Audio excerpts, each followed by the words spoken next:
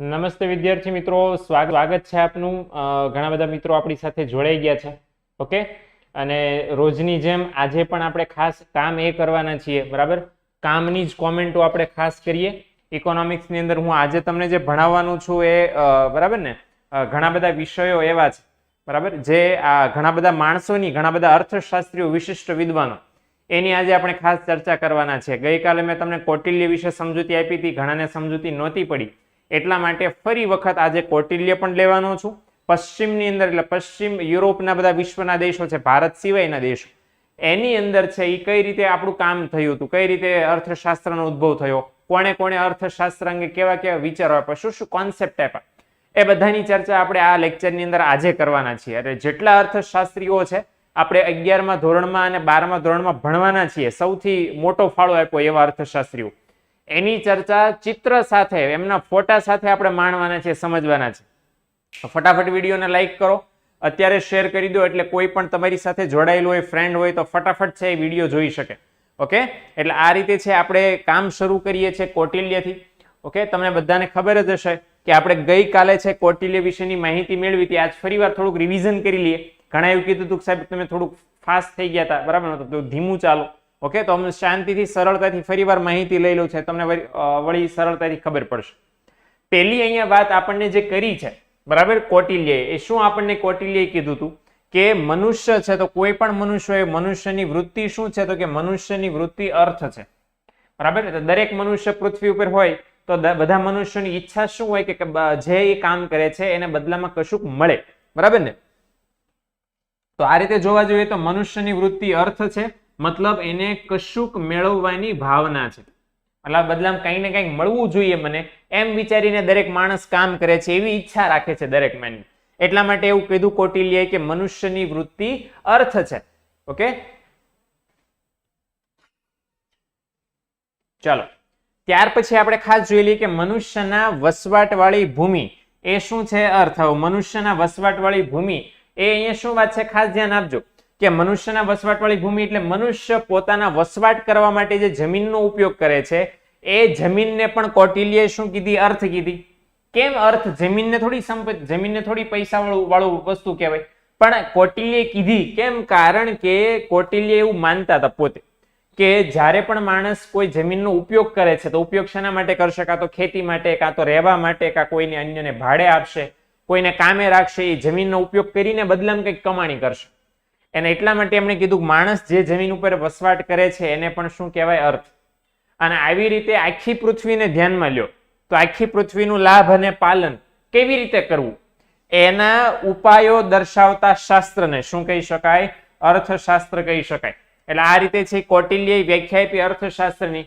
Okay, અભિષેક બેટા, લિપ્સિંગ પ્રોબ્લેમના possibly એવું બની શકે, બરાબર, કે હું જે બોલું છું, બરાબર, એ તમારા સુધી દૂર પહોંચતો હોય, પણ ખાસ અહીંયા કન્ટેન્ટ ઉપર વધારે વિશેષ ધ્યાન આપજો. ઓકે, નેટની કનેક્ટિવિટી તમારે ત્યાં ડાઉન, સ્લો થતી હોય એના કારણે એવું પોસિબલ બની શકે. ઓકે, ચાલો હવે વાત કરીએ કૌટિલ્યની. તો કૌટિલ્ય અર્થશાસ્ત્રમાં કયા કયા વિચારો આપણને આપ્યા છે? સૌથી પહેલું સમજી લેજો, યાદ રાખજો કે કેટલા વર્ષ પહેલા કૌટિલ્યએ પુસ્તક લખ્યું. એમસીક્યુ માં બહુ વારંવાર પૂછાય છે કેટલા વર્ષો પહેલા? 2500 વર્ષ પહેલા, બરાબર ને. એડમ સ્મિથના દાદા ફાદા કોઈ જન્મ્યા નહોતા ને એ સમયમાં કૌટિલ્યએ 2500 વર્ષ પહેલા કયું પુસ્તક લખ્યું? અર્થશાસ્ત્ર. હકીકતમાં આમ લિટલ સાચું નામ તો એવું છે, અર્થ નીતિશાસ્ત્ર, બરાબર. આવું આમ આખું નામ છે, અર્થ નીતિશાસ્ત્ર, પણ આપણે એને અર્થશાસ્ત્ર તરીકે ઓળખીએ છીએ. એ પુસ્તકની અંદર કૌટિલ્યએ આર્થિક પ્રવૃત્તિ કઈ રીતે કરાય, કોણે કરવી જોઈએ, કઈ રીતે કરવી જોઈએ, ક્યારે કરવી જોઈએ, કેટલી કરવી જોઈએ, A to Z ચિંતન એમણે આ પોતાના પુસ્તકની અંદર રજૂ કર્યું છે. ખાસ એમણે આગળ એવું કીધું છે કે ભારતીય ચિંતન છે એની અંદર પ્રવૃત્તિ છે, કોઈ પણ આર્થિક પ્રવૃત્તિ એ માત્ર અર્થ કે સંપત્તિ કે નાણાં ઉપર કેન્દ્રિત નથી. આખું ભારતીય ચિંતન છે એ શું લેવા આર્થિક પ્રવૃત્તિની વાત કરે છે?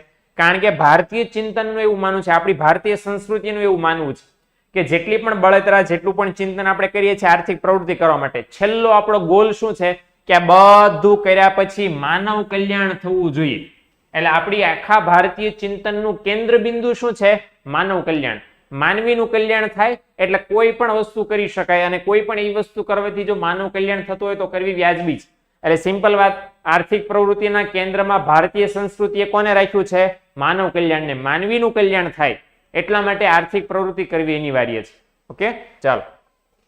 ત્યાર પછી આપણે એ પણ જોયું હતું કે ચાણક્યનું અર્થશાસ્ત્ર છે એની અંદર કોની અસર છે? તો કે નીતિશાસ્ત્રની અસર છે. નીતિશાસ્ત્રની અસર છે એ શું છે?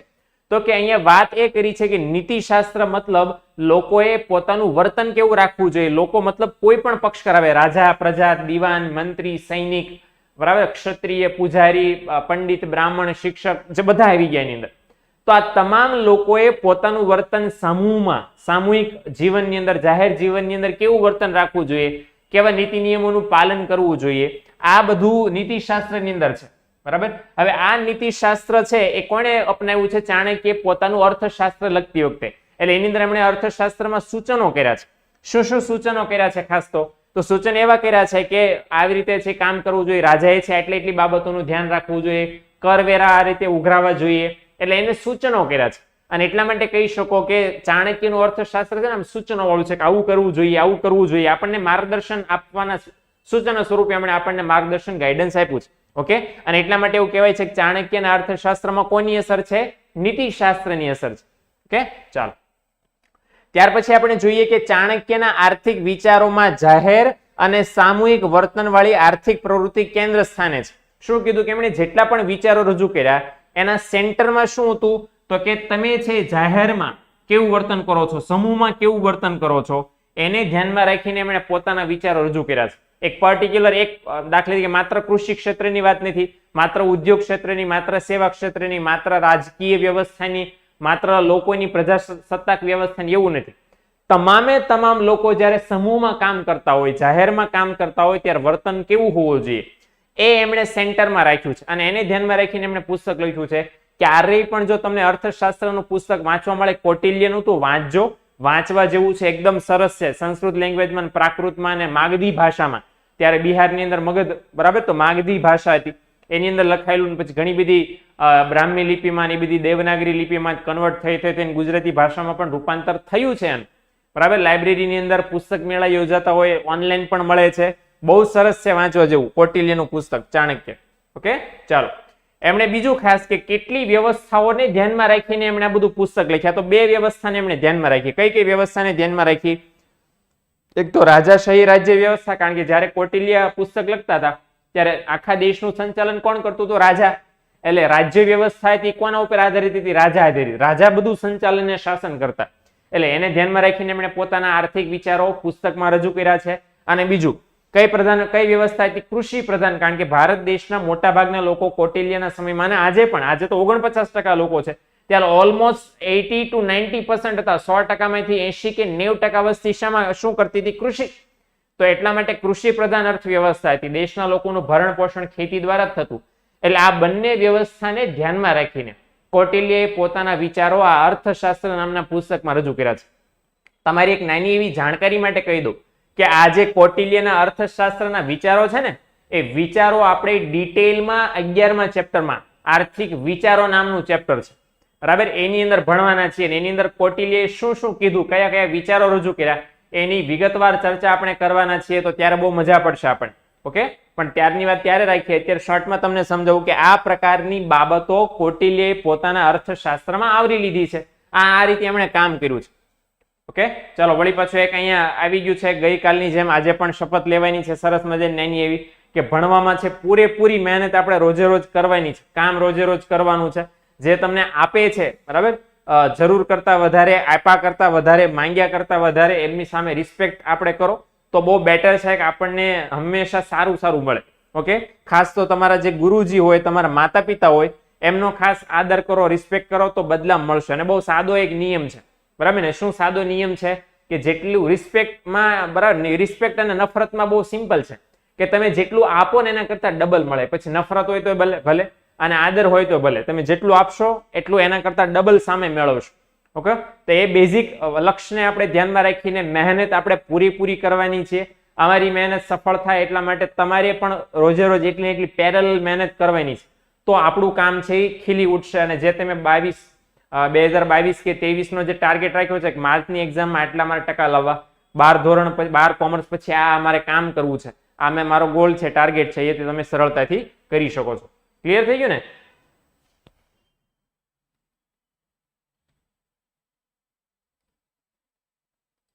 ઓકે, તો આ રીતે તમે જોવા જાવ તો આ વસ્તુનું આપણે ખાસ ધ્યાન રાખવાનું છે. બરાબર. બીજું તમને કદાચ કાલે કોઈ ન જોયું હોય, કોઈ ધ્યાનમાં લઈ તો કહી દઉં છું કે તમે 10મા માંથી 11મા આવ્યા છો અને વોટ્સએપ ગ્રુપમાં હજી જોડાઈ શક્યા નથી, તો વોટ્સએપ ગ્રુપમાં જોડાવા માટે આ નંબર છે. બરાબર. આ નંબર તમારા ફોનમાં સેવ કરી લો, યુથ વિદ્યાકુલના નામે સેવ કરી લીધા પછી એની અંદર તમારે શું ડિટેલ મોકલવાની છે? તમારું નામ, ધોરણ અને શહેર. બરાબર. આટલી 3 વસ્તુ મોકલી દેશો એટલે તમને જોઈન કરી દેવામાં આવશે અને બધી માહિતી વોટ્સએપ ઉપર તમને પછીથી ગ્રુપમાં જોડીને પછી તમને મળતી જશે. ઓકે, ચાલો. બીજું એપ્લિકેશન પણ છે, યુથ એજ્યુકેશન નામની એપ્લિકેશન છે, વિદ્યાકુલ નામની એપ્લિકેશન છે. બંને તમારા ફોનમાં એન્ડ્રોઈડમાં, બરાબર, iOS-માં, આઈફોનની અંદર પ્રોબ્લેમ નથી, અવેલેબલ નથી, સોરી, પણ એન્ડ્રોઈડની અંદર અવેલેબલ છે. વિદ્યાકુલમાં આઈ ડોન્ટ નો, પણ વિદ્યાકુલ અને યુથ એજ્યુકેશન બંને એન્ડ્રોઈડ ઉપર અવેલેબલ છે. બાકી ટેલિગ્રામ ઉપર આ ચેનલ છે યુથ એજ્યુકેશન, એમાં પણ રેગ્યુલર કન્ટેન્ટ અપલોડ થાય છે, એ પણ તમારે જોઈન થઈ શકો. વોટ્સએપની અંદર તમને વાત કરી દીધી, ફેસબુકમાં પણ પેજ છે, ઇન્સ્ટાગ્રામની અંદર પણ પેજીસ છે, આ યુઝર નેમ છે. ઓકે, ચાલો. ચાણક્યનું અર્થશાસ્ત્ર કેટલા માર્ક્સમાં પૂછાય? વધારેમાં વધારે ચાણક્યનું અર્થશાસ્ત્ર 3 માર્ક્સમાં પૂછાય કે ચાણક્યનું અર્થશાસ્ત્ર સમજાવું. ઘણી બધી વખત ચાણક્યની આપેલી અર્થશાસ્ત્રની વ્યાખ્યા 1 માર્કમાં પૂછાય છે. બરાબર. એટલે કાં તો 1 માર્કમાં પૂછાય ચાણક્યનું અર્થશાસ્ત્ર અને કાં તો આખું બધું તમારી ડિટેલમાં લખવાનું. કેટલા માર્કમાં પૂછાય? 3 માર્કમાં. ઓકે, ચાલો. હવે આજનો મેઇન ટોપિક છે. શું છે? તમને દેખાય છે સરસ મજાનું કે પશ્ચિમમાં અર્થશાસ્ત્રનો ઉદ્ભવ અને વિકાસ. કે પશ્ચિમ વિશ્વની અંદર, પશ્ચિમ વિશ્વના જે દેશો છે, યુરોપ ને અમેરિકા ને ઇંગ્લેન્ડ ને આ બધા દેશો, એની અંદર છે અર્થશાસ્ત્રનો, ઇકોનોમિક્સનો ઉદ્ભવ કઈ રીતે થયો, એનો વિકાસ કઈ રીતે થયો, એની જાણકારી આજે આપણે ખાસ મેળવવાના છે. ઓકે, તો સૌથી પહેલા અહીંયા તમને દેખાતું ન હોય, બરાબર, કલર ટ્રાન્ઝેક્શનના કારણે, પણ અહીંયા આ જે પોપ આઉટ બોક્સ છે ને એની અંદર લખ્યું છે એરિસ્ટોટલ. હું તમને પીડીએફ શેર કરીશ, એની અંદર તમે સ્પષ્ટ ક્લિયર જોઈ શકશો. બરાબર. લાઇટ રિઝોલ્યુશનના કારણે ન દેખાય તો કાંઈ વાંધો નહીં, પણ હું તમને કહી દઉં છું કે એરિસ્ટોટલની આપણે વાત કરી રહ્યા છીએ કે અર્થશાસ્ત્રના નામે પશ્ચિમની અંદર, ભારતની વાત નથી થતી, ભારતનું તો આપણે કરી લીધું આવતી પહેલા. હવે આપણે ઓલા ધોળિયાઓએ શું કાઢ્યું છે અર્થશાસ્ત્ર વિષયમાં, એની આપણે ચર્ચા કરવાના છીએ. ધોળિયાઓના વિશ્વની અંદર સૌથી પહેલા કોણ આવ્યું હતું? એરિસ્ટોટલ. હવે એરિસ્ટોટલનો સરસ મજાનો ફોટો તમને દેખાય છે. આ એરિસ્ટોટલ દાદા છે. આ એરિસ્ટોટલ દાદાએ એક સરસ મજાનું પુસ્તક લખ્યું હતું. બરાબર. અને પુસ્તકનું નામ શું હતું? ઓએકોનોમિકા. તો તત્વચિંતક એરિસ્ટોટલ હતા. તમને આજે દેખાય છે ને આ દાદા, આ દાદાએ પુસ્તક લખ્યું હતું ઓએકોનોમિકા. ઇકોનોમિક્સ સાથે કઈ લેવા દેવા છે ને? બરાબર. આમ ભળતું નામ લાગે આપણને. ઓકે, એટલે એરિસ્ટોટલ છે, તો એરિસ્ટોટલ ઓએકોનોમિકા એમનું પુસ્તક લખ્યું હતું અને એની અંદર એમણે થોડોક છે આર્થિક વિચારો, આર્થિક ચિંતન એવું રજૂ કર્યું હતું. કોટિલીની જેમ નહીં આખું પુસ્તક લખ્યું એવું કાંઈ નહીં, માત્ર એમણે એક નાના એવા પોર્શનની અંદર, નાના એવા ભાગની અંદર આર્થિક ચિંતન કરેલું આ પુસ્તકના. ઓકે, બીજું અહીંયા ખાસ કે ઇંગ્લેન્ડની અંદર આપણને ખબર છે કે ઉદ્યોગો આવ્યા, ઔદ્યોગિક ક્રાંતિ થઈ, જેમ્સ વોટે વરાળ યંત્રની શોધ કરી 1830માં, 1750 થી 1830માં ક્રાંતિ થઈ, વગેરે વગેરે વગેરે, એ આપણને ખબર છે. એટલે ઔદ્યોગિક ક્રાંતિ થઈ, એના પછી ઉદ્યોગોનો વિકાસ થયો, શ્રમ વિભાજન ને વિશિષ્ટીકરણ એવું બધું થયું. પણ તમને કહી દઉં વિશિષ્ટીકરણ કોને કહેવાય? તો વિશિષ્ટીકરણની એ વ્યાખ્યા આપી છે કે તમે કોઈ એક જ કામમાં નિષ્ણાત બનો, કુશળતા મેળવો. દાખલા તરીકે ઇલેક્ટ્રિશિયન હોય ને, ઇલેક્ટ્રિશિયને વિશિષ્ટીકરણ કર્યું કહેવાય કે એ ઇલેક્ટ્રિસિટીનું બધું કામ કરવામાં માહેર હોય, રિપેર કરી દે, ફિટે કરી દે, બરાબર, એડજસ્ટ કરી દે, બધું કરી દે. બરાબર ને? કોઈ વકીલ હોય તો એને વકીલાતમાં માસ્ટરી કર્યું તો એને વકીલાતમાં વિશિષ્ટીકરણ કર્યું કહેવાય. શિક્ષક કોઈ ભણાવતો હોય તો એને ભણાવવામાં વિશિષ્ટીકરણ કર્યું કહેવાય. એટલે પર્ટિક્યુલર કોઈ એક વ્યક્તિ છે, એ કયા કામમાં નિષ્ણાત છે, કુશળતા મેળવેલી છે, તો એને કેવું કર્યું કહેવાય? વિશિષ્ટીકરણ. એટલે એ રીતે પશ્ચિમની અંદર આ બધું શરૂ થયું. બરાબર. એક્સપર્ટ લોકો એ હળવે હળવે નીકળવા માંડ્યા, વકીલો, શિક્ષકો, બરાબર, ડોક્ટરો છે, એન્જિનિયરો છે, આવી રીતે હળવે હળવે અલગ અલગ વ્યવસાયો શરૂ થયા, ઉદ્યોગો શરૂ થયા, પ્રવૃત્તિઓનો વિસ્તાર વધ્યો. યુરોપના દેશોની વાત છે. બરાબર ને? ઉત્સવ પટેલ પૂછે છે કે કોણ છે? તો આ એરિસ્ટોટલ છે. બરાબર. અત્યારે હું ચર્ચા કરી રહ્યો હતો. એરિસ્ટોટલ, જેમનું આ પુસ્તક છે ઓએકોનોમિકા, એમણે એવું પુસ્તક લખ્યું હતું. એ લખ્યા પરના ઘણા બધા સમય પછી, બરાબર, આ વિશેષીકરણ થયું, આર્થિક પ્રવૃત્તિઓ પશ્ચિમના વિશ્વની અંદર વધી ગઈ અને એને ધ્યાનમાં લઈને ભૌતિક વિજ્ઞાનની જેમ સમાજ વિજ્ઞાન, જે તમે સોશિયલ સાયન્સ કહો છો, બરાબર, અને માનવ વર્તનનો અભ્યાસ કરતા શાસ્ત્રોમાં પણ વિશેષીકરણ થયું. એટલે હળવે હળવે લોકોએ પ્રવૃત્તિ કેમ કરવી, નાણાં કેમ કમાવવા, નાણાં કેમ જાળવવા, કઈ રીતે આર્થિક પ્રવૃત્તિ કરવી, એ અંગે લોકો હળવે હળવે પશ્ચિમના વિશ્વની અંદર વિચારતા થયા કે આવું આપણે કંઈક કરવું પડે. આપણી પ્રવૃત્તિઓ વધતી જાય છે, ઉદ્યોગો વધતા જાય છે, બરાબર. તો ખાલી એવું નહીં ભળતું ભળતું ભણી નાખો, ભળતું ભળતું જાણી લો અને આગળ કામ ચલાવો, એવું નહીં. અલગથી કેમ સમાજ વિજ્ઞાનમાં સમાજમાં રહેતા લોકોની માહિતી મેળવવામાં આવે છે, માનવ વર્તન માટે કેમ મનોવિજ્ઞાન છે. તો એવી રીતે એવો એક માંગ ઊભી થઈ કે સ્પેશિયલી માણસ પોતે આર્થિક પ્રવૃત્તિ કરે છે એના માટે અલગથી અભ્યાસ થવો જોઈએ, બરાબર. એટલે એને ધ્યાનમાં લેતા છે, બરાબર. વૈજ્ઞાનિક પદ્ધતિથી આપણા અર્થશાસ્ત્રની બધી આર્થિક પ્રવૃત્તિઓનો વૈજ્ઞાનિક પદ્ધતિથી અભ્યાસ થયો. ખાલી કલ્પનાના આધારે આવું હશે ને આવું થાય ને આવું થઈ શકે એમ નહીં, બરાબર. લોજિકલ પદ્ધતિથી, વૈજ્ઞાનિક પદ્ધતિથી આપણા અર્થશાસ્ત્રના પાયાના મૂળિયા છે ત્યાંથી અહીંયાથી શરૂ થયા કે માણસ આર્થિક પ્રવૃત્તિ કરે તો શું થઈ શકે, કરે છે તો એનું પરિણામ શું આવશે, એવું બેઝિક કામ, બરાબર. પાયા સાથના નોલેજ સાથે આપણું ભણવાનું કામ શરૂ થયું, અભ્યાસનું કામ શરૂ થયું, બરાબર. એટલે અત્યાર સુધી એવું થતું હતું કે રાજ્યશાસ્ત્ર, બરાબર, એક આ પોલિટિકલ સાયન્સ આવે છે, એક નીતિશાસ્ત્ર છે, બરાબર, તત્વજ્ઞાન પણ આપણે કહીએ છીએ, એના ભાગરૂપે આર્થિક પ્રવૃત્તિ ભણવામાં આવતી હતી. પણ હવેથી સ્વતંત્ર વિષય તરીકે અર્થશાસ્ત્ર છે ને, પહેલા કોનો ભાગ હતું, રાજ્યશાસ્ત્ર, અને આ નીતિશાસ્ત્રનો ભાગ હતો અર્થશાસ્ત્ર, અને એમાં ભેગું ભેગું ભણાવી દેવામાં આવતું. પણ હવે માંગ એટલી બધી ઊભી થઈ કે અર્થશાસ્ત્રને એક અલગ વિષય તરીકે, સ્વતંત્ર વિષય તરીકે, બરાબર, એનો અભ્યાસ શરૂ કરવામાં આવ્યો. અને પછી એની અંદર હળવે હળવે સંશોધનો થતા ગયા, વાતો, વર્તનો, વિચારધારાઓ, સિદ્ધાંતો, નિયમો ઉમેરતા ગયા. અને અત્યારે તો અર્થશાસ્ત્ર જો કેટલો બધો વિશાળ દરિયો બની ગયો છે, ઇકોનોમિક્સ, બરાબર ને. ડાભી યશવી પૂછે છે પીડીએફ મોકલશો? શ્યોર બેટા, રોજ મોકલીએ જ છે, બરાબર ને. ઓકે. તત્વચિંતન, તત્વચિંતન એટલે શું? માનવી ફિલોસોફી પણ આપણે કહી શકીએ. ફિલોસોફી મીન્સ કે માણસનું જીવન છે કેવું છે, એમાં કેવી પ્રવૃત્તિઓ આવે છે, માણસે શું શું કરવું જોઈએ, બરાબર. આપણને બધા સલાહ આપવા આવે છે ને કે આમ કરાય ને આમ ન કરાય, માણસનું મૃત્યુ છે, માણસનું જીવન છે ને આત્મા તો અમર છે ને વગેરે વગેરે. તો આ ધેટ ઇઝ તત્વચિંતન. ઓકે, મને જ્યાં સુધી ખબર છે ત્યાં સુધી. ઓકે, ચાલો. એટલે ખાસ તો આ બધી જે આખી પ્રવૃત્તિઓ ઊભી થઈ એના લીધે હળવે હળવે આપણે જોવા જઈએ, બરાબર, તો કામ શરૂ થયું. ને એની અંદર સૌથી પહેલા કોણ આવ્યા, બરાબર? સૌથી પહેલા અર્થશાસ્ત્રી છે અભિષેક એવું પૂછે છે કે એરિસ્ટોટલના ટાઈમમાં અર્થશાસ્ત્ર સ્વતંત્ર વિષય બન્યો. એરિસ્ટોટલના ટાઈમમાં નહીં, એરિસ્ટોટલ વૈયા ગયા, બરાબર, એના છોકરાના છોકરાના છોકરાના છોકરાના છોકરાના છોકરાના છોકરા વૈયા ગયા.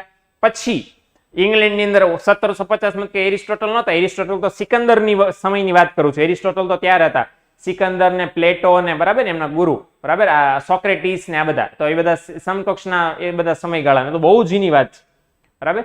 એટલે આ જે અત્યારે હું સ્વતંત્ર વિષયની વાત કરું છું, સ્વતંત્ર વિષયથી તો અહીંયા તમને નામ દેખાય છે, ન દેખાય તો હું રિપીટ મારી દઉં છું. ઓકે, એટલે તમે જોઈ શકો. સરસ મજાનું. કોણ છે આ? નામ લખું તો તમને ખબર પડી જવી જોઈએ. એડમ સ્મિથ, બરાબર ને. આપણા માટે અર્થશાસ્ત્રનું, આપણે કેમ ભારતમાં કૌટિલ્યએ અર્થશાસ્ત્રનો આમ સજ્જડ સરસ મજાનો પાયાનો ગ્રંથ બનાવ્યો જેની અંદર પ્રોપર ઇકોનોમિક્સની જ વાત, બીજું કોઈ વાત નહીં. એવું નહીં કે ભાઈ આ ગ્રંથની અંદર નાનો એવો ટુકડો નોંધ્યો, એવું નહીં. આખું પુસ્તક અર્થશાસ્ત્રનું કૌટિલ્યએ ભારતમાં લખ્યું. તો પછી પશ્ચિમના વિશ્વની અંદર કોણે આવું કામ કર્યું? તો આવું કામ કરનાર પશ્ચિમના વિશ્વમાં હતા એડમ સ્મિથ. અને કૌટિલ્યના ઘણા સમય પછી આવ્યા. હમણાં હું તમને કહું છું કયા વર્ષમાં આવ્યા, બધી ડિટેલ તમને આપું છું. ઓકે, તો અહીંયા ખાસ ધ્યાન આપજો કે એડમ સ્મિથ છે, એ એડમ સ્મિથે અર્થશાસ્ત્ર વિશેનો સૌ પ્રથમ સ્વતંત્ર વૈજ્ઞાનિક અભ્યાસ અલગથી શરૂ કર્યો. પશ્ચિમના વિશ્વની વાત થાય છે. આપણે આપણું ભારતનું તો જોઈ લીધું છે, પણ ભારત સિવાયના હિસ્સાઓની અંદર આ રીતે આપણે કામ કર્યું છે. પૂછો 40% કૂપન છે તો શું કરવાનું? તો નીચે જો તમને રેડ કલરની લાઈન આવે છે લાઈન, એની અંદર સંપર્ક નંબર છે 9924454000. એની અંદર કોલ કરીને તમે માહિતી મેળવી શકો કે મારે શું કરવું પડશે. ઓકે, 40% કૂપન માટે. ચાલો, હવે ખાસ અહીંયા આપણે જાણકારી મેળવી લઈએ. જો આ તમને જે ફોટો દેખાય છે ને, એ કોણ છે? એડમ સ્મિથ છે, બરાબર. ફોટો આમ થોડોક વિચિત્ર લાગે, અંગ્રેજ હતા, બરાબર, ઇંગ્લેન્ડના, મને ખ્યાલ છે ત્યાં સુધી. તો આ એડમ સ્મિથ ભારતમાં ચાણક્ય જ મેઇન કામ કર્યું છે, એવું નથી કે અત્યારે કોઈ નથી કર્યું, પણ આ તો ભૂતકાળની વાત છે, ઉદ્ભવ થયો ત્યારની વાત છે. અત્યારે તો અમર્ત્ય સેન, આપણા ભારતના અર્થશાસ્ત્રી, જેમને નોબેલ પ્રાઇઝ મળ્યો છે, બરાબર, તો એ પણ ભારતની અંદર આવ્યો. ઘણા બધા ઇકોનોમિસ્ટ આપણા છે. MS સ્વામીનાથન આપણે ભણવાના છીએ 12મા ધોરણની અંદર, 8મું ચેપ્ટર કૃષિ ક્ષેત્ર એમને જ સમર્પિત છે. આવા ઘણા બધા અર્થશાસ્ત્રીઓ પછી તો ભારતમાં આવ્યા, પણ નામ ધોળિયા કમાઈ ગયા. બરાબર ને? એટલે આપણે આ ધોળિયાની ચર્ચા અત્યારે કરી રહ્યા છીએ, એડમ સ્મિથની આપણે વાત કરીએ છીએ. તો એડમ સ્મિથે પુસ્તક લખ્યું. ક્યારે પુસ્તક લખ્યું? 1776 ની અંદર. આ ધ્યાન આપજો અહીંયા, બરાબર? જાગી જજો. MCQ ની અંદર પૂછાય છે કે આ પુસ્તક કોણે લખ્યું, ક્યારે લખ્યું, કેવી રીતે લખ્યું, શું લખ્યું, વગેરે વગેરે વગેરે. તો ક્યારે પુસ્તક લખ્યું એડમ સ્મિથે? 1776 માં. સૌથી પહેલા વિશ્વના દેશોમાં. અને લાંબુ લાંબુ નામ છે, inquiry into the nature and causes of the wealth of nation છે ને. આમ લાંબુ નામ, આમ તેમ કરવા જાવ તો આટલામાં નો સમય. એવું શોર્ટમાં કરવું તો શોર્ટમાં છે અહીંયા આવું યાદ રાખવું. તમારે યાદ આ રાખવાનું છે. હું જે સર્કલ કરું છું ને, સર્કલમાં શું લખ્યું છે? Wealth of nation. સિમ્પલ વાત છે ને. આટલું લાંબુ ટાઇટલ રાખે કોણ યાદ રાખે? એટલે લોકોમાં કયું નામ પ્રચલિત થયું? Wealth of Nations. એટલે એમણે જે બુક લખી 1776 માં, એ બુકને શોર્ટમાં શું કહેવાય? Wealth of nation. બાવા ગુજરાતીયાનું શું કરી શકાય? રાષ્ટ્રોની સંપત્તિ. સોરી, આ બાવા ગુજરાતી છે આમ, બરાબર? રાષ્ટ્રોની સંપત્તિ. ટાઇટલ ઉપરથી ખબર પડી જાય કે રાષ્ટ્ર એટલે દેશ, બરાબર? તો દેશની સંપત્તિ વિશેની ચર્ચા એમણે પુસ્તકની અંદર કરી હશે. ઓકે, તો અહીંયા આપણે ખાસ જાણકારી મેળવી જ લઈએ, બરાબર? એમણે અર્થશાસ્ત્રની પણ એમણે પોતાની વ્યાખ્યા આપી છે. ભાઈ ગામ વ્યાખ્યા આપે એમાં હું નથી માનતો, હું મારી નવી વ્યાખ્યા આપીશ. તો એમણે શું અર્થશાસ્ત્રની વ્યાખ્યા આપી કે ઉત્પાદક શ્રમ દ્વારા ઉત્પન્ન થયેલ ભૌતિક સંપત્તિના ઉત્પાદન, વપરાશ અને વિનિમયનો અભ્યાસ કરતું શાસ્ત્ર એને શું કહેવાય? અર્થશાસ્ત્ર. સૌથી પહેલા અહીંયા વાત કરી ઉત્પાદક શ્રમ. ઉત્પાદક શ્રમ એટલે શું? કામ કરનાર વ્યક્તિ, મજૂર, શ્રમિક, કામદાર આપણે જેને કહીએ છીએ. એના દ્વારા જેટલી પણ ભૌતિક સંપત્તિનું ઉત્પાદન થાય. ભૌતિક સંપત્તિ એટલે કેવી? તો કે જોઈ કે માપી શકાય એવી. દાખલા તરીકે આ પેન છે ને, બરાબર? તો પેન ભૌતિક વસ્તુ કહેવાય, કારણ કે હું એને જોઈ માપી શકું. મારું ટી શર્ટ છે ભૌતિક વસ્તુ કહેવાય, કારણ કે જોઈ અને માપી શકું છું. ક્લિયર ને? સમજે છે ને બધાને? આ ટીવી તમને દેખાય છે સ્ક્રીન, એ પણ ભૌતિક વસ્તુ કહેવાય, તેમ જોઈ અને માપી પણ શકો. સિમ્પલ. હવે એને તેમ સંપત્તિ સાથે જોડી દો તો કોઈ પણ એવી સંપત્તિ જેને તમે જોઈ કે માપી, આપણું ઘર, બરાબર? આપણું ઘર છે, આપણી કાર છે, આપણી જમીન છે, આ બધી કેવી સંપત્તિ કહેવાય? ભૌતિક સંપત્તિ કહેવાય. તો આવી ભૌતિક સંપત્તિનું ઉત્પાદન કોણ કરે? પેલો શ્રમિક, કામદાર. અને ઉત્પાદન નહીં, ખાલી ઉત્પાદન કર્યા પછી એનો વપરાશ કરે. વપરાશ કરતા પછી વધે તો એનો શું કરે? વિનિમય. એટલે કે વિનિમયનો મતલબ શું થાય? ખરીદ વેચાણ. સોરી, લખાતું નથી પણ એટલું યાદ રાખજો. શું આવે? ખરીદ વેચાણ. તો ત્રણ વસ્તુ એમણે ખાસ ભાર આપ્યો કે માનવીએ વસ્તુ કે સેવાનું ઉત્પાદન, વપરાશ અને શું કરવું જોઈએ? વિનિમય કરવો જોઈએ. અને એનો જે શાસ્ત્ર અભ્યાસ કરે છે કેવું કહેવાય? અર્થશાસ્ત્ર કહેવાય. મારા ધોરણ 10 માં લેક્ચર બેટા ચાલુ શું છે જ નહીં. હું તો ધોરણ 11 અને 12 માં જ ભણાવું છું, બરાબર ને? ધોરણ 10 માં હું ભણાવતો નથી. હા, એક સમયે SS સામાજિક વિજ્ઞાનના વિડીયો યુટ્યુબ ની અંદર યુથ વિદ્યાકુલ ચેનલ માટે બનાવેલા, પણ એ પણ પર્ટિક્યુલર ઇકોનોમિક્સ વાળા છે એ ચેપ્ટર ની અંદર. યુટ્યુબમાં પણ નહીં, અત્યારે લાઈવ આ રીતે ભણાવતો નથી. 10મા ધોરણની તો નહીં જ, સોરી. ઓકે, ચલો બીજું અહીંયા ખાસ યાદ રાખજો, બધાને યાદ રાખવાનું કે અર્થશાસ્ત્રનો સૌથી પહેલા સ્વતંત્ર અને વૈજ્ઞાનિક ઢબે અભ્યાસ કરવાનું બહુમાન કોને મળ્યું છે? મેડમ લખાણું, સોરી, શું લખાણું છે? મેડમ. એટલે હું સુધારીને કહી દઉં છું એડમ. ઓકે, તો સૌથી પહેલા ઇકોનોમિક્સ નો વૈજ્ઞાનિક ઢબે એક અલગ વિષય તરીકે કોણે અભ્યાસ કર્યો? એડમ સ્મિથે અભ્યાસ કર્યો. એટલે એ બહુમાન એમને મળ્યું છે. અહીંયા આપણા પુસ્તકની અંદર ઉલ્લેખ નથી, પણ તમારી જાણકારી માટે કહી દઉં કે ઇકોનોમિક્સ, બરાબર, એના ફાધર ઓફ ઇકોનોમિક્સ કોને કહેવામાં આવે છે? એડમ સ્મિથને. એડમ સ્મિથને અર્થશાસ્ત્રના પિતા કહેવાય છે. કેમ? કારણ કે સૌથી પહેલા એમણે જ કામ કરવાનું શરૂ કર્યું, બરાબર ને? ઓકે, ચાલો આ તો પણ ખાલી નોલેજ માટે હતું, યાદ રાખવાનું નથી આપણે. ચલો હવે એડમ સ્મિથે જે વિચારો આપ્યા એ આપણે જોઈ લઈએ. એડમ સ્મિથે શું કીધું કે અર્થશાસ્ત્ર કેવું શાસ્ત્ર છે? તો કે સંપત્તિનું શાસ્ત્ર છે, બરાબર? અર્થશાસ્ત્રમાં નકરી સંપત્તિ જ આપણે ધ્યાનમાં લેવાની છે, એનો જ અભ્યાસ કરવાનો છે. એમણે અર્થશાસ્ત્રને સામાજિક વિજ્ઞાનનો દરજ્જો આપ્યો. જે અંડરલાઈન કરું છું ને એ તમારે ખાસ યાદ રાખવાનું છે. MCQ માં 1 માર્કમાં પૂછાય કે અર્થશાસ્ત્રને સામાજિક વિજ્ઞાનનો દરજ્જો કોણે આપ્યો? તો એડમ સ્મિથે આપ્યો. સમજાણું ને? એટલે આવું યાદ રાખજો, અંડરલાઈન કરવું છે, બહુ અગત્યનું છે.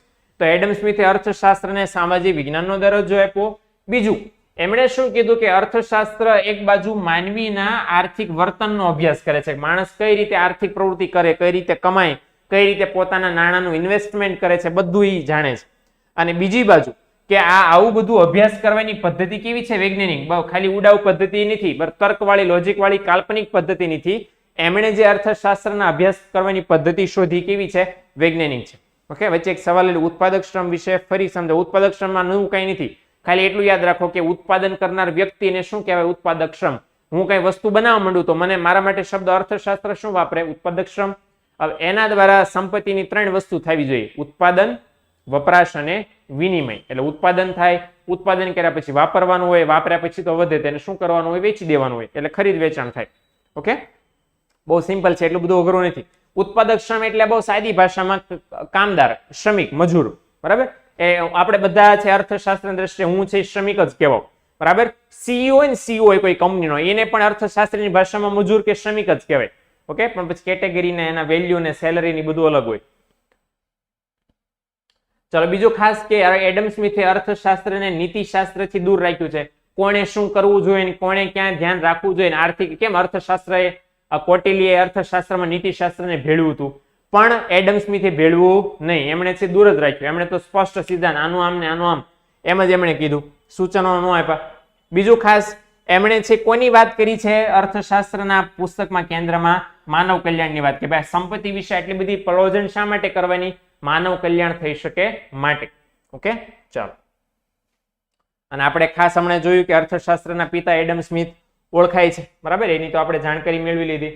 આ જાણકારી ગઈકાલે પણ આપી હતી, ફરીવાર કદાચ રહી ગઈ હોય તો આપી દઉં છું કે ધોરણ 10 અને 9 એની અંદર આ 4 વિષયોના પેઇડ લાઈવ લેક્ચર રોજે રોજ લેવાય છે ટાઈમ ટેબલ પ્રમાણે. એના વિશેની તમારે કોઈ પણ માહિતી જોઈતી હોય તો આ જે નંબર છે 9924454000 એના પર પ્લીઝ કોન્ટેક્ટ કરો. હા, તમે જોઈન થઈ ગયા છો તો એવું નહીં કે આપણું કામ પૂરું. તમારા મિત્રો હોય અને એમની ફાઇનાન્શિયલ કન્ડિશન વીક હોય અને એવું હોય કે જોડાઈ શકે તો બહુ ઓછી રકમની અંદર આ બહુ સરસ કામ થાય છે ભણવાનું. બરાબર ને, અત્યારે ઓનલાઈન સ્કૂલો શરૂ છે. બરાબર, સ્કૂલો બંધ છે, ઓનલાઈન ભણી શકતા નથી, સ્કૂલે જઈ શકતા નથી, સરકાર બોલાવી શકતા નથી. ઓકે, તો આ ખાસ કરી શકશો. ઓકે, ચાલો.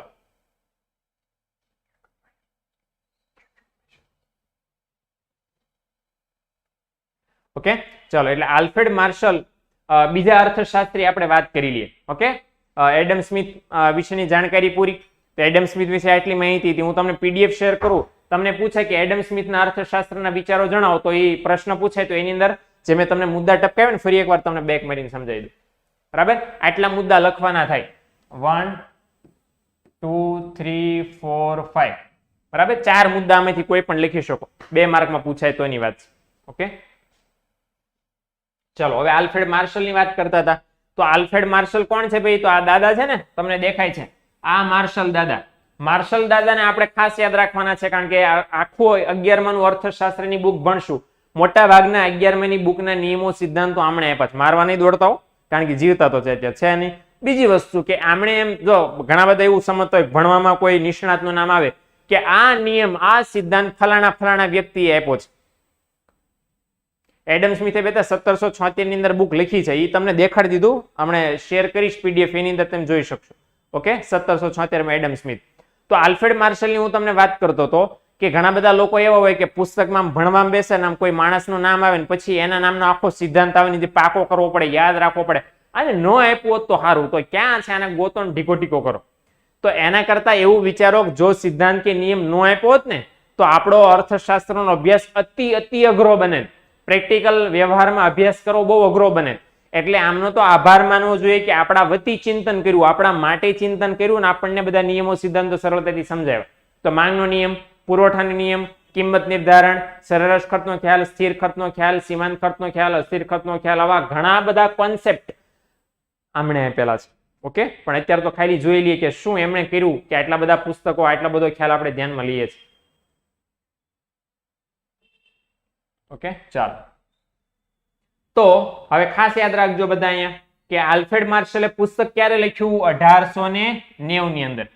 ઓકે, ફરીવાર કહી દઉં કે એડમ સ્મિથે ક્યારે પુસ્તક લખ્યું? તો એડમ સ્મિથે, લ્યો અહીં કોક એમ કે છે કે સાહેબ મને દેખાડો ને, લ્યો અહીંયા દેખાડ દો. તો એડમ સ્મિથે પુસ્તક લખ્યું હતું 1776 ના વર્ષમાં.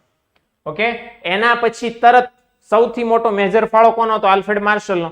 ક્યારે એમણે પુસ્તક લખ્યું? 1890. નામ શું હતું પુસ્તકનું? Principles of economics. MCQ માં 1 માર્કમાં પૂછાય કે આલ્ફ્રેડ માર્શલે લખેલા પુસ્તકનું નામ. હવે આલ્ફ્રેડ માર્શલે પુસ્તકની વ્યાખ્યા અર્થશાસ્ત્રીની શું કરી? એમણે એમ કીધું કે અર્થશાસ્ત્ર માણસની રોજિંદી જિંદગીનો આર્થિક વ્યવહારોનો અભ્યાસ કરે છે.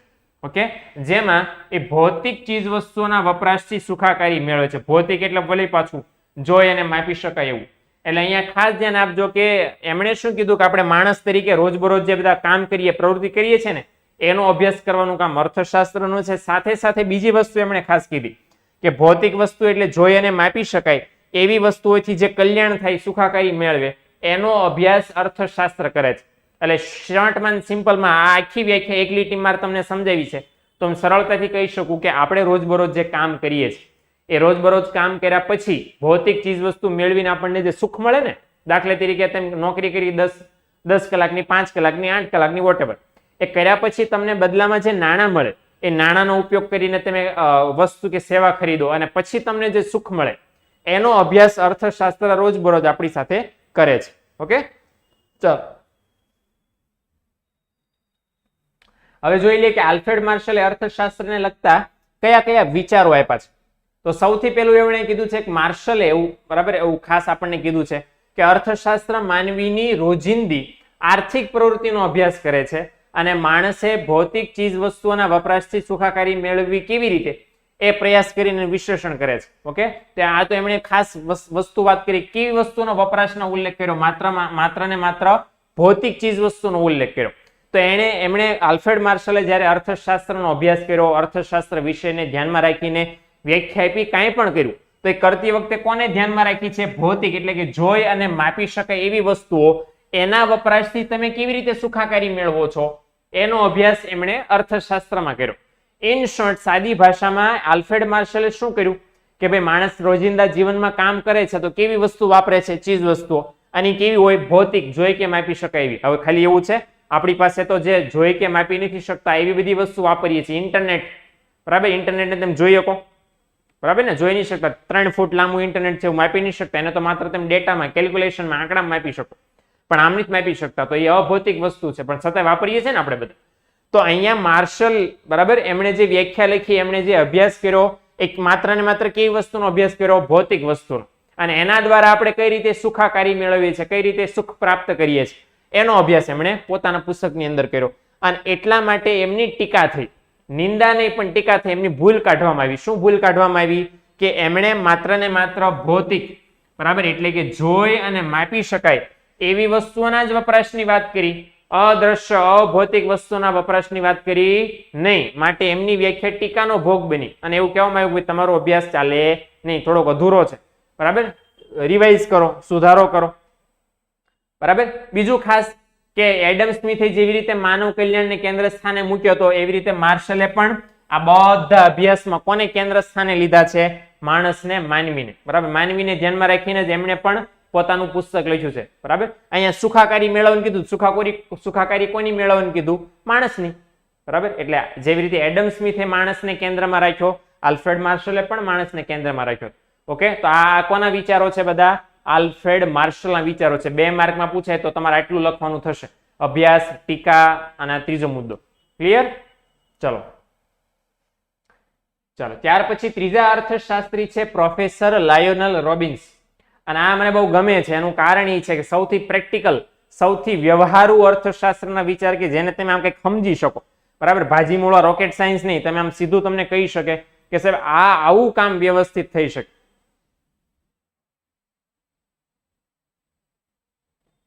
અભિષેક બેટા, એડમ સ્મિથે છે ને વસ્તુની વાત નથી કરી, શેની વાત કરી છે? સંપત્તિની વાત કરી છે, બરાબર. એટલે સંપત્તિની વાત કરી અને એની સાથે સાથે સંપત્તિ દ્વારા માણસનું કલ્યાણ. જો ખાસ સમજો, એડમ સ્મિથે પોતાનું પુસ્તક લખ્યું, એમાં શું કીધું? કોને કેન્દ્ર સ્થાને રાખ્યું? સંપત્તિને. કે ભાઈ માણસે સુખ તો મેળવવાનું છે, તો એડમ સ્મિથે એવો કોન્સેપ્ટ આપ્યો કે સંપત્તિનો ઉપયોગ કરીને માણસ સુખ મેળવે અને પોતાનું કામ ચલાવે, જિંદગી જીવે. આલ્ફ્રેડ માર્શલે પુસ્તક લખ્યું, એની અંદર એમણે શું વાત કરી? કે સંપત્તિ નહીં, ભૌતિક ચીજ વસ્તુઓ છે એનો ઉપયોગ કરીને માણસ પોતાનું જીવન જીવે, સુખાકારી મેળવે, બરાબર. એટલે બંને વચ્ચે આટલો ડિફરન્સ છે. બંને એક નથી, બંને એક માત્ર એટલા જ છે કે બંને માનવ કલ્યાણની વાત કરી, પણ જે બેનો બેઝ અલગ છે. એક સંપત્તિની વાત કરે છે, આલ્ફ્રેડ માર્શલ વસ્તુઓની વાત કરે છે. ઓકે, એટલે એ દ્રષ્ટિ અલગ છે, સરખું નથી. ઓકે, ચાલો.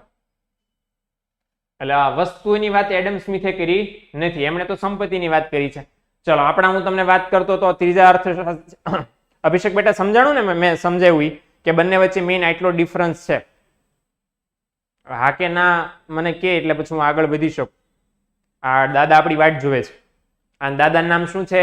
લાયોનલ રોબિન્સ. રોબિન્સ દાદા તરીકે હું એને ઓળખું છું, મારા બહુ ગમે છે રોબિન્સ દાદા. શું લેવા ગમે છે તમને આગળ સમજાવું છું. પહેલા જોઈ લે કે એમણે ક્યારે પુસ્તક લખ્યું. ઓકે, તો એમણે પુસ્તક લખ્યું 1931 ના વર્ષની અંદર. પુસ્તકનું નામ લાંબુ છે. શું છે? Nature and significance of economics. એમણે વ્યાખ્યા અને ગુજરાતી શું થાય? અર્થશાસ્ત્રનું સ્વરૂપ. આમ શોર્ટમાં મારે લખવું હોય તો આવું લખી શકું, અર્થશાસ્ત્રનું સ્વરૂપ. 1931 માં એમણે પુસ્તક લખ્યું, પ્રકાશિત કર્યું. અને એમણે શું કીધું કે માણસ પોતાની જરૂરિયાતો અને વૈકલ્પિક ઉપયોગ ધરાવતા સાધનો વચ્ચે કેવી રીતે મેળ બેસાડે છે એની વર્તણૂકનો અભ્યાસ કરતું વિજ્ઞાન છે. બહુ પ્રેક્ટિકલ એમણે વસ્તુ કીધું કે માણસની પોતાની જરૂરિયાતો છે ને આપણી જરૂરિયાતોની એક બહુ મોટી સમસ્યા એ છે કે આપણી જરૂરિયાતો અનલિમિટેડ છે, અમર્યાદિત છે, કોઈ દિવસ ખૂટવાની નથી. આમ ખુલ્લા પગે ચાલ્યો જતો હોય તો આપણને શું વિચાર આવે કે આમ સાદા ચપ્પલ મળી જાય તો સારું, કાંકરા અને કાંટા ને ન વાગે, રોડ ગરમ ન લાગે.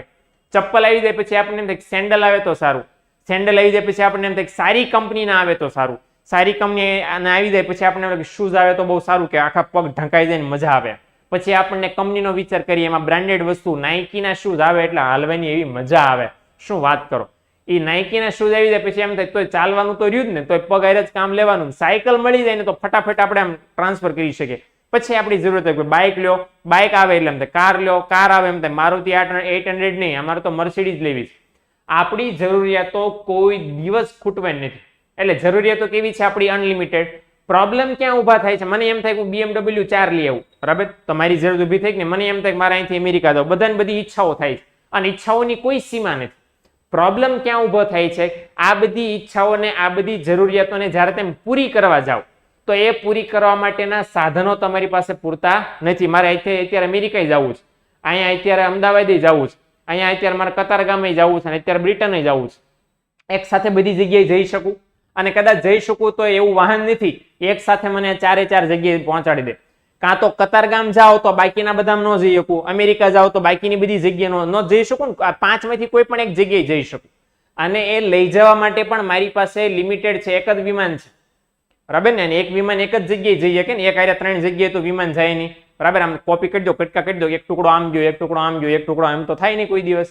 એટલે બહુ સિમ્પલ ભાષામાં કે આપણી જેટલી જરૂરિયાતો છે એની સામે એને પૂરા કરવાના સાધનો એટલા નથી. તો આપણે બધાએ શું કરવું પડે કે ભાઈ આપણી પાસે જે સાધન છે એનો ઉપયોગ કઈ જરૂરિયાત પૂરી કરવા માટે કરો. મારી પાસે અત્યારે પેન છે, તો પેન છે એ મારી પાસે સાધન છે અને મારી જરૂરિયાત ઘણી બધી છે. આમ નાક ઉપર કાન ઉપર આમ રાખવાની હોય, આ મને ખંજોળ આવતી હોય ખંજોળવાનું, પણ મારી જરૂરિયાત કઈ છે અત્યારે? બોર્ડ ઉપર લખવું. તો આ પેનના સાધનનો મેં કઈ જરૂરિયાત માટે ઉપયોગ કર્યો? લખવા માટે, સમજાવવા માટે, પકડી રાખવા માટે. તમારી પાસે છે ફોન હોય તો ફોનનો ઉપયોગ તમે કોલિંગ માટે કરી શકો, નેટ સર્ફિંગ માટે કરી શકો, સોશિયલ મીડિયા માટે કરી શકો. પણ એ બધાને બાદ કરીને તમે અત્યારે બધા શું કરી રહ્યા છો? ભણી રહ્યા છો. તો સાધન તમારી પાસે એક જ છે ને, મોબાઈલ. પણ જરૂરિયાતો તમારી કેટલી બધી છે કે તમારે એમાં ફોન કરવો, ટેક્સ્ટિંગ કરવું છે, વોટ્સએપ વાપરવું છે, યુટ્યુબ જોવું છે, બધું કરવું છે. અને તમે આ બધું એક સાથે કોઈ દિવસ કરી શકતા નથી. અને તમારે એટલા માટે શું કરવું પડે કે અત્યારે મારા માટે કયું જરૂરી છે? તો કે યુથ વિદ્યાકુલમાં લેક્ચર ભરો. તો એ તમે ત્યારે ભરતા હશો તો એની સાથે સાથે વોટ્સઅપમાં ચેટિંગ કરી શકશો ને કરશો તો અહીં કઈ સમજાશે, બરાબર. અને સેમ વસ્તુ એમણે અહીંયા કીધી છે કે માણસની જરૂરિયાતો એટલી બધી છે અને એ જરૂરિયાતોને પૂરી કરવાના સાધનો પૂરતા પ્રમાણમાં નથી, એની અછત છે. એટલે માનવીએ શું કરવું પડે? પોતાની જરૂરિયાતો આ લિમિટેડ સાધનોમાં પૂરી કરી દેવી પડે અને એના માટે એને રોજે રોજ સ્ટ્રગલ કરવી પડે, મહેનત કરવી પડે, બધું કામ કરવું પડે. એ જ વાત પ્રોફેસર લાયોનલ રોબિન્સે આપણને કીધી. અને આજના વિશ્વની અંદર આજની સરખામણીમાં પણ ભલે 1931માં એમણે વિચાર આપ્યો, પણ 2021માં પણ આજે આ કોન્સેપ્ટ સેમ આપણને લાગુ પડે છે કે આપણી જરૂરિયાતો ખૂટતી નથી, અમુકની રોજે રોજ વધતી જાય છે. એની સામે પ્રોબ્લેમ એ છે કે આપણે સાધનો મર્યાદિત છે, બરાબર. જો એમણે ખાસ કીધું અહીંયા કે માનવીની જરૂરિયાતો કેવી છે? અમર્યાદિત છે અને વળી પછી વારંવાર ઉદ્ભવે છે, બરાબર ને. સવાર આપણે જાગીએ ત્યારથી લઈને ટૂથબ્રશ આપણને જોઈએ અને સૂઈએ ત્યારે નાઇટ લેમ્પ બરાબર ઓન કરેલો હોવો જોઈએ. તો સવારના ટૂથબ્રશ થી લઈને આપણા નાઇટ બલ્બ સુધીમાં કેટલી બધી વસ્તુઓ વાપરીએ છીએ, કેટલી બધી જરૂરિયાતો આપણે ઊભી કરીએ છીએ અને પૂરી કરીએ છીએ. અને એમાં નવી રોજ આવતી જ જાય છે. એટલે માનવીની જરૂરિયાતો અનલિમિટેડ છે અને વારંવાર ઉદ્ભવે છે. એકવાર સમાવ્યા પછી કઈ બંધ નહીં થઈ જાય, વારંવાર ઉદ્ભવે છે. એ પ્રોબ્લેમ નથી, પણ એની સામે પ્રોબ્લેમ શું છે કે આ બધી જરૂરિયાત સંતોષવાના સાધનો લિમિટેડ છે અને લિમિટેડ છે ને વૈકલ્પિક ઉપયોગ, વૈકલ્પિક એટલે એક કરતા વધારે ઉપયોગ ધરાવે છે. મેં તમને હમણાં કીધું ને કે ફોન છે ને તમારું વૈકલ્પિક ઉપયોગ ધરાવતું સાધન કહેવાય, કારણ કે ફોનનો વપરાશ એક કરતા વધારે કામ માટે કરી શકો કે ન કરી શકો, કે ભાઈ ફોનનો ઉપયોગ કરીને તમે ફોન કરી શકો, ટેક્સ કરી શકો, મેસેજ કરી શકો, યુટ્યુબમાં વિડીયો પણ જોઈ શકો, ભણવાનું પણ કામ કરી શકો, થાય કે નહીં? તો એને કેવો કહેવાય ઉપયોગ? વૈકલ્પિક ઉપયોગ કહેવાય. ઓકે, એટલે આ રીતે કોટિલ્ય નહીં પણ શું નામ છે? રોબિન્સ. તો રોબિન્સે અહીંયા ખાસ આપણને વાત કરી કે આ માનવીની જરૂરિયાતો અમર્યાદિત અને એ જરૂરિયાતને પૂરી કરવાના સાધનો છે મર્યાદિત. એટલે અર્થશાસ્ત્રે અહીંયા શું કામ કરવાનું છે? તો કે અછતવાળા સાધનોને કેવી રીતે ઉપયોગ કરવો કે જેનાથી આપણી મેક્સિમમ જરૂરિયાતો સંતોષાઈ જાય, એનું માર્ગદર્શન આપવાનું કામ અર્થશાસ્ત્રનું છે. રોબિન્સે શું કીધું કે ભાઈ આ બધું છે માનવીની જરૂરિયાતો અમર્યાદિત, એને પૂરી કરવાના સાધનો મર્યાદિત, બરાબર? તો આ બધી અસમંજસ વચ્ચે માણસ બિચારો કરે શું? તો ત્યાં અર્થશાસ્ત્રએ હેલ્પ કરવાની. અર્થશાસ્ત્રએ શું કામ કરવાનું કે માણસને જ્યારે મૂંઝવણ ઉદ્ભવે કે મારી પાસે સાધન 1 અને જરૂરિયાતો 10 છે, તો આ એક સાધનનો ઉપયોગ કેવી રીતે કરવો જેથી મારી 10 માંથી મેક્સિમમ જરૂરિયાતો સંતોષાઈ જાય, એના માટે ગાઈડન્સ, માર્ગદર્શન આપવાનું કામ કોનું છે? અર્થશાસ્ત્રનું છે, બરાબર ને? ઓકે, રોબિન્સે અર્થશાસ્ત્રને કેવું વિજ્ઞાન કીધું છે? વાસ્તવલક્ષી વિજ્ઞાન પણ કીધું છે. તો આ પણ ખાસ આપણે યાદ રાખવાનું છે. અને એમના મતે અર્થશાસ્ત્ર કોનો અભ્યાસ કરે છે? માનવીના આર્થિક વર્તનનો અભ્યાસ કરે છે. બીજું અહીંયા ખાસ અગત્યનું છે, ધ્યાનમાં આપજો. રોબિન્સ એવું માને છે કે અર્થશાસ્ત્ર શું છે એનો અભ્યાસ કરે છે. શું છે મતલબ? જે હકીકતમાં વાસ્તવિક પરિસ્થિતિ છે આ છે, બરાબર? બજારની અંદર આટલા કસ્ટમર છે, બજારમાં વસ્તુની માંગ એટલી છે, તમારી જરૂરિયાતો આટલી છે, જે ફેક્ટ છે, બરાબર? ફેક્ટ એન્ડ ફિગર આપણે ઇંગ્લિશમાં એને કહીએ. તો જે ફેક્ટ વસ્તુ છે, સાચી વસ્તુ છે, એને જ અર્થશાસ્ત્ર દર્શાવે છે. શું હોવું જોઈએ, આમ કરવું જોઈએ ને આમ ન કરવું જોઈએ, ભવિષ્યમાં આમ થવું જોઈએ, એવું અર્થશાસ્ત્ર દર્શાવતું નથી. એટલે ખાલી ગપ ગપોળા છે એવું અર્થશાસ્ત્રમાં આવતું નથી. એવું કોણ કે છે? રોબિન્સ, બરાબર? એટલે એ દ્રષ્ટિએ વાસ્તવલક્ષી શાસ્ત્ર કે વાસ્તવલક્ષી વિજ્ઞાન કાંઈ પણ યાદ રાખી શકો, બરાબર? આ વસ્તુ છે. રોબિન્સનું અર્થશાસ્ત્ર મોસ્ટ ઓફ 3 માર્ક્સની અંદર પૂછાય છે, તો આટલું તમે એની અંદર લખી શકો. ઓકે, છેલ્લા અને ચોથા આજના અર્થશાસ્ત્રી, બરાબર? તમને એમ થાય કે હા હવે એક જ વ્યક્તિ રહ્યા જેનું નામ આપણે યાદ રાખવાનું. કોણ છે? સેમ્યુઅલ્સન. જો તમને દેખાય છે સેમ્યુઅલ્સન. હવે સેમ્યુઅલ્સને પુસ્તક તો કઈ લખ્યું નથી, પણ એમણે જે રિસર્ચ ને સંશોધન કર્યું ક્યારે કર્યું? 1947 ની અંદર. અને એમણે ખાસ શું વાત કરી કે સમાજ કેવી રીતે, સમાજ એટલે સમાજના તમામ લોકો આવી ગયા એની અંદર, બધા ક્ષેત્રો, બધા પક્ષકારો બધા આવી ગયા. પોતાના અછતવાળા સાધનો દ્વારા અગત્યની એટલે જીવન ટકાવવા માટે જરૂરી હોય એવી જરૂરિયાતનું ઉત્પાદન કરે અને જુદા જુદા લોકો વચ્ચેની વહેંચણી કરે. એટલે ખાસ અહીંયા એમણે સેમ્યુઅલ્સને શું આપણને કીધું કે જે આપણી પાસે અછતવાળા સાધનો છે એની વહેંચણી લોકો વચ્ચે કેવી રીતે કરવી? કારણ કે વહેંચણી બહુ અગત્યની છે. કોઈની પાસે 100 વીઘા જમીન હોય, કોઈની પાસે માત્ર 10 વીઘા જમીન હોય, તો અસમાન વહેંચણી થઈ ને એના કારણે અમીર અને ગરીબના ભેદ વધી જશે. તો ખાસ સેમ્યુઅલ્સને શું વાત કરી કે જેટલા પણ ઉત્પાદનના સાધનો છે એ ઉત્પાદનના સાધનોનો ઉપયોગ અગત્યની જરૂરિયાત વચ્ચે થવો જોઈએ અને ખાસ એની વહેંચણી લોકો વચ્ચે યોગ્ય અને ન્યાયી રીતે થવી જોઈએ.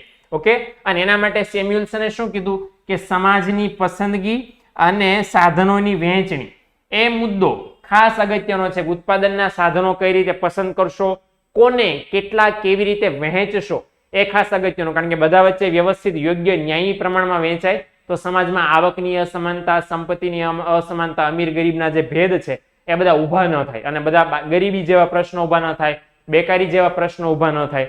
તો એને ધ્યાનમાં રાખીને એમણે કીધું કે ઉત્પાદનના સાધનોની પસંદગી અને વહેંચણી વ્યવસ્થિત ન્યાયી રીતે છે થવી જોઈએ. બરાબર? ઓકે, તો અહીંયા સુધી આપણે રાખીએ. ઓકે, ચલો. સેમ્યુઅલ્સન નામના અર્થશાસ્ત્રી છે. ટોટલ આજના લેક્ચરની અંદર આપણે કેટલા અર્થશાસ્ત્રીની વાત કરી? 5 અર્થશાસ્ત્રની. સૌથી પહેલા કોની વાત કરી? કૌટિલ્યની. કૌટિલ્યએ જે પુસ્તકની વ્યાખ્યા આપી, બરાબર, અર્થનીતિ શાસ્ત્ર, 2500 વર્ષ પહેલા પુસ્તક લખ્યું. ત્યાર પછી કોણ આવ્યા? Adam Smith. એડમ સ્મિથે ક્યારે પુસ્તક આપ્યું? જો યાદ રાખજો, મારી સાથે સાથે બોલતા જજો બધા. ઓકે, 1776 ની અંદર એમણે પુસ્તક લખ્યું. પુસ્તકનું નામ શું હતું? Wealth of Nations. બરાબર. ત્યાર પછી બીજું કોણ આવ્યું? તો કે આલ્ફ્રેડ માર્શલ. અને આલ્ફ્રેડ માર્શલે છે 1890 ની અંદર પુસ્તક લખ્યું. પુસ્તકનું નામ શું હતું? Principles of economics. ત્યાર પછી કોણ આવ્યા? તો કે લાયોનેલ રોબિન્સ. અને એમણે પુસ્તક ક્યારે આપ્યું? 1931 ની અંદર. પુસ્તકનું નામ શું હતું? Nature and significance of economics. અને છેલ્લે કોણ આવ્યા? તો કે સેમ્યુઅલ્સન. અને સેમ્યુઅલ્સને છે પુસ્તક તો આપ્યું નથી, પણ એમણે અભ્યાસ રજૂ કર્યો. ક્યારે? 1947 ની અંદર. ઓકે, અસત નથી, અછત સાધનો છે. અછત વાળા સાધનો એટલે તમારે જેટલા જોતા હોય એના કરતા ઓછા હોય. તમારે 10 વીઘા જમીન જોઈતી હોય તમારી પાસે 8 વીઘા જોઈ તો 2 વીઘાની અછત છે એમ કહેવાય ને. તો અસત નથી, પણ શું છે? અછત વાળા સાધનો છે.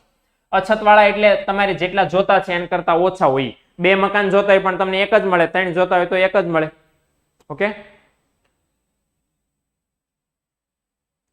હા ચાલે બેટા. ઓકે, ગુજરાતીમાં લખો પુસ્તકનું નામ તો પણ ચાલે, કાંઈ ટેન્શન નથી. ઓકે, તો આ 5 અર્થશાસ્ત્રીઓ, 5 વિદ્વાનો જેમણે અર્થશાસ્ત્રનું સંપૂર્ણ નોલેજ આપણને આપવાનો પૂરો પ્રયત્ન કર્યો, એની જાણકારી આજના લેક્ચરની અંદર આપણે મેળવી છે. આવતીકાલે વિશેષ માહિતી મેળવવાના છીએ કે આ બધાએ જે વ્યાખ્યા આપી અર્થશાસ્ત્રની, એ બધાનો આપણે કોમન સાર કાઢવો છે તો શું નીકળે એ જોવાના છીએ. આર્થિક પ્રવૃત્તિ અને બિન આર્થિક પ્રવૃત્તિ કોને કહેવાય, બંને વચ્ચેનો ભેદ શું છે એની જાણકારી આપણે નેક્સ્ટ લેક્ચરની, આવતો લેક્ચર કાલ એટલે નેક્સ્ટ લેક્ચરની અંદર આપણે મળવાના છીએ. તો એ બધા મુદ્દાઓની ચર્ચા આપણે ત્યારે કરશું અને સાથે સાથે આ બધા 5 જે અર્થશાસ્ત્રીઓ છે, બરાબર, એ બધાનું વિશ્લેષણ પણ ખાસ કરવાના છે. ઓકે, એટલે જ્યારે પણ હવે નેક્સ્ટ લેક્ચર આવે, બરાબર, ત્યારે આપણે મળીએ, ત્યારે વળી પાછું રિવિઝન કરીએ, વળી પાછું નવું માહિતી મેળવીએ. વિડીયો તમને ગમ્યો હોય બેટા તો લાઈક કરજો, ચેનલને સબસ્ક્રાઇબ કરજો, વિડીયો શેર કરજો, જેથી વધારેમાં વધારે બાળકો છે, તમારા મિત્રો છે, લાભ લઈ શકે. ક્લિયર થઈ ગયું? ઓકે, ચાલો. હવે તો પેડમાં જ આપણે બધા મળવાના છીએ, પણ છતાં પણ યુટ્યુબ વાળા મિત્રોને ખાસ વિનંતી છે કે હજી સુધી જો પેડ લેક્ચર તમે નથી લીધા, પેડ સબસ્ક્રિપ્શન નથી લીધું તો જલ્દીથી જોડાઈ જજો, કારણ કે રેગ્યુલર રૂટીન લેક્ચર શરૂ થઈ જશે, બરાબર, ભણવાનું કામ શરૂ થઈ જશે. સમજાઈ ગયું ને બધાને? ઓકે, તો નેક્સ્ટ લેક્ચર જ્યારે પણ ઇકોનોમિક્સ હોય ત્યારે આપણે બધા મળીએ છીએ અને આગળનું કામ આપણે લેવાના છીએ. ઓકે, આવજો અને બધા મિત્રો તબિયત સાચવજો. Okay, by.